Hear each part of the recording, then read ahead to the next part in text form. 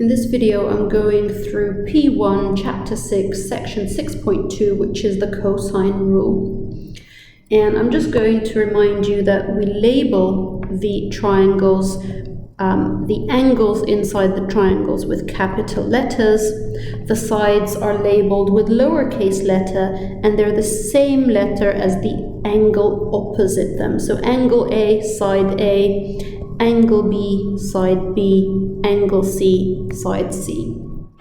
And I'm not going to go through the proof for the cosine rule, but the cosine rule to find side A, the cosine rule is A squared equals B squared plus C squared, so the two sides squared and added together, and then take away, subtract 2 times B times C times cos A.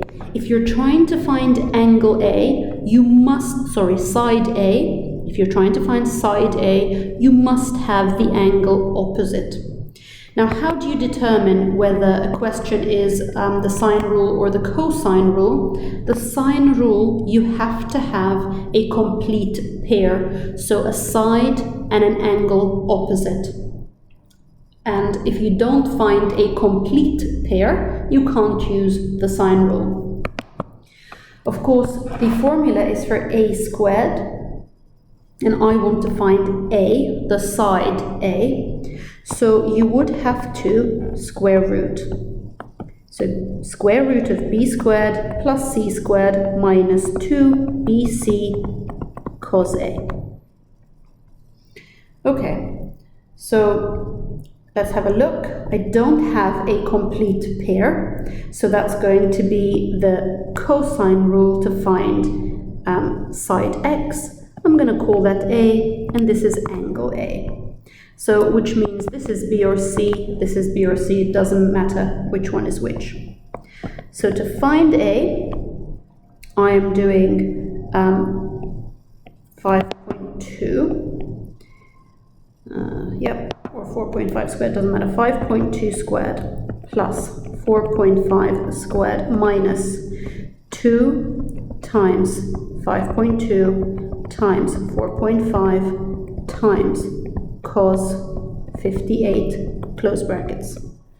And I get my calculator and square root 5.2 squared plus 4.5 squared minus 2 times 5.2 times 4.5 times cos 58, close brackets.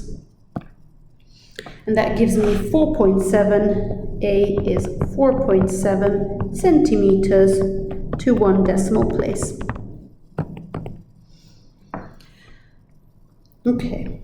And the second example is actually an old IGCSE question, but it uses algebra and surds, and it definitely can come up in a P1 context. So I'm going to go through that. This is the angle that we have. So this is angle A, and this is side A, which means that B and C are those two. And the cosine rule is what you would use for something that requires algebra. So I want to find the value of x. Well, cosine rule is A squared equals B squared plus C squared minus 2BC cos A. And I use that because of the squaring. The squaring will end up with a neat equation that will get rid of the surd, and it will allow me to solve for x, potentially a quadratic of some sort, or a linear. That would be easier, of course. Okay, so A squared is 2 root 7 squared. B squared is 2x minus 1 squared, which means 2x minus 1 times 2x minus 1, plus C squared, which is 2x plus 1 squared, which is also a double bracket, minus, and at this point I would put a bracket, because this negative is going to affect what comes after it. And because what comes after it is algebraic, we need to be careful. So 2 times b times c times cos 60. I'm going to put 2 root 7. I'm going to use my arrows, close the brackets, squared. So root 7 times root 7 is 7. 2 times 2 is 4. 4 times 7 is 28.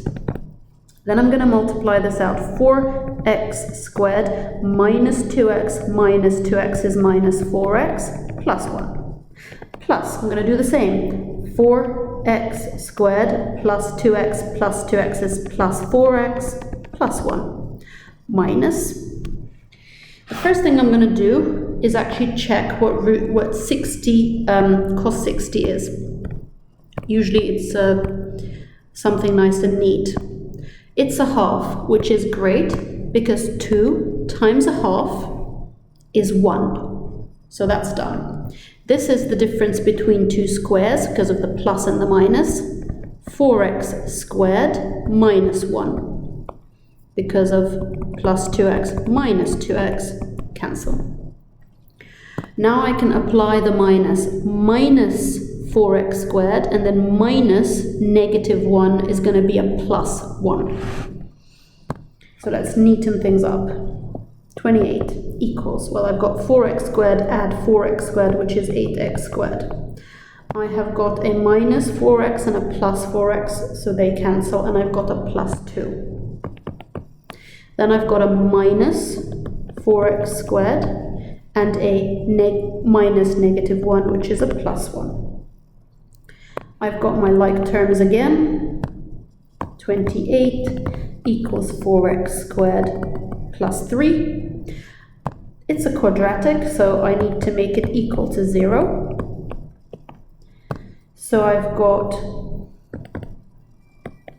4x squared minus 25. This is the difference between two squares. So that's 2x plus 5, 2x minus 5, which means that x is either a negative 5 over 2 or a positive 5 over 2. Now, looking at the context,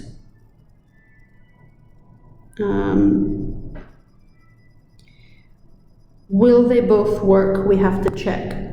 I'll check the negative. Negative 5 over 2 times 2 is negative 5. Minus 1 is negative 6. And plus 1 is negative 4. You can't have a negative side. So the only value for x that we can accept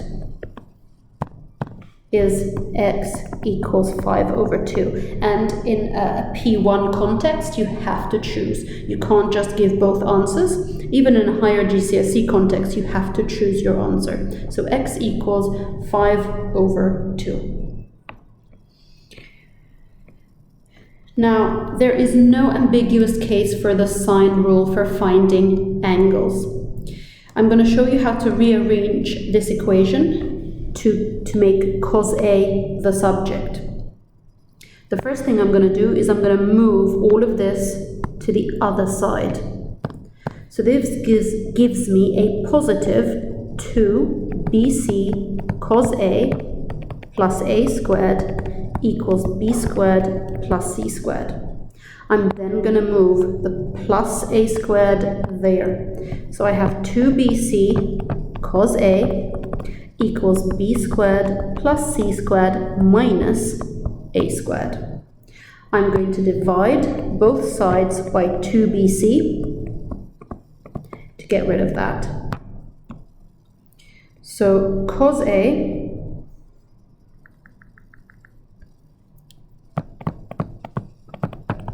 is B squared plus C squared minus A squared over 2bc.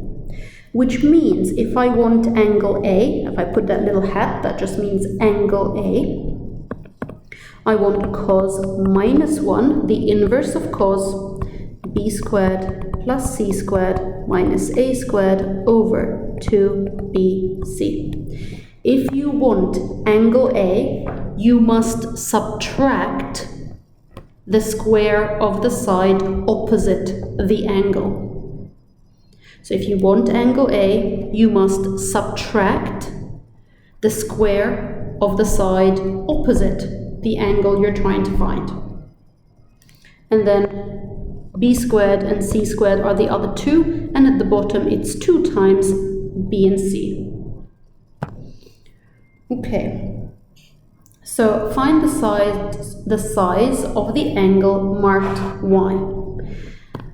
Generally speaking, you're not going to have labels A, B, and C, and they could have any type, any letter. This is the angle I want, so I'm going to call that angle A, which means that this is lowercase a, that's the side I'm going to subtract, B and C. So angle A, or angle Y, is going to be cos minus 1. The other two sides are squared, 5 squared plus 6 squared, and the opposite side is subtracted, over 2 times 5 times 6. I like to put it in brackets. And I get my calculator, and I start with shift cos fraction, 5 squared plus 6 squared minus 9 squared, and it is 2 times 5 times 6. Use my arrows, close my bracket, and the angle y is 109.5. 109.5 degrees to 1 decimal place. They should tell you what degree of accuracy they want you to work towards. And that is the sine rule. Quick recap of GCSE.